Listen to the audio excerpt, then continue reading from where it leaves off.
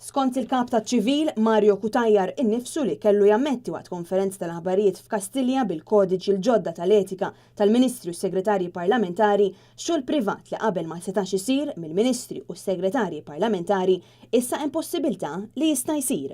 U bekk ikollna Ministri u Segretarji Parlamentari li jkollhom job part-time waqt li suppost ikunu qed iservu fir-rwol tagħhom fil-kabinett. Ix-xogħol privat li jistgħu jagħmlu l-Ministri u Segretarji Parlamentari u wieħed mill-punti kontroversjali f'dan il-kodiċi. Bħala eżempju, waqt konferenza tal-aħbarijiet f'Kastilja indirizzata mill-Kap taċ-Ċivil Mario Cutajar, il-ġurnalisti semmew il-każ tal-eks Segretarju Parlamentari Franco Mercia li kien ingħata waiver mill-Prim Ministru Joseph Muscat biex ikompli jaħdem privat fl-istess waqt li jkun Segretarju Parlamentari. Franco Mercia taħt il-kodiċi tal-etika. Iva. Ma setax. Iva. Taħt dan jista'. Taħt dan hemm il-possibilità.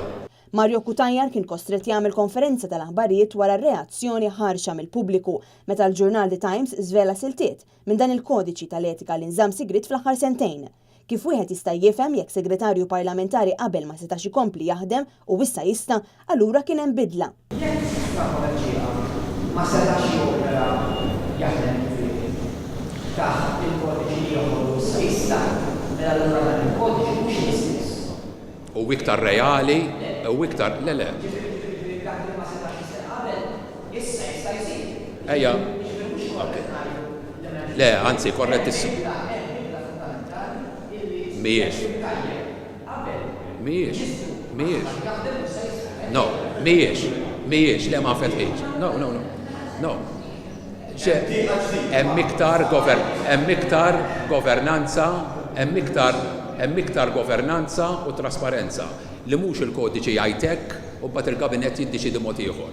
Dak le m'hemmx tieqa ġdida, hemm trasparenza mhux li l-kodiċi għall-pubbliku jgħidlek u l-kabinett jiddeċiedi mod ieħor.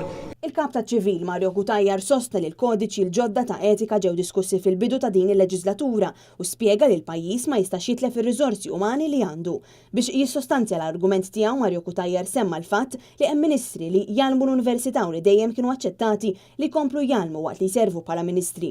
Minkejja li huwa ċar li dan il-kodiċi ta' etika huwa kompletament differenti li issa jħalli ministri u segretarji parlamentari jkollhom it-tieni job, Mario Cutajar ipprova jagħti l-impressjoni li kollox baqa' l-istess. Aktar minn hekk, Mario Cutajar saħansitra qal li l-kodiċi tal-etika l-ġdid huwa aktar trasparenti minn dak ta' qablu. Interessanti l-fatt li l-Prim Ministru u l-Kabinett huma n-nies magħżula biex jiddeċiedu jekk Ministru jew Segretarju Parlamentari jistax ikollu job ieħor fl-interess nazzjonali. Deċiżjoni oħra stramba minn barra dik tal-job part-time hija li minn issa l-qudiem il-Ministri u Segretarji Parlamentari m'għandhomx għalfejn jagħmlu dikjarazzjoni tal-assi tal-familja tagħhom, jiġifieri tan-nisa u l-irġiel u t-tfal tagħhom. Sal-leġislatura li għaddiet il-kodiċi ta' etika kien jistipula li l-Ministri u s-Segretarji Parlamentari ma setgħux jaħdmu fil-privat fl-istess ħin li jkunu qed jokkupaw il-kariga fil-kabinett u dan biex jiddedikaw il-ħin kollu tagħhom biex jaqdu r-rwol tagħhom.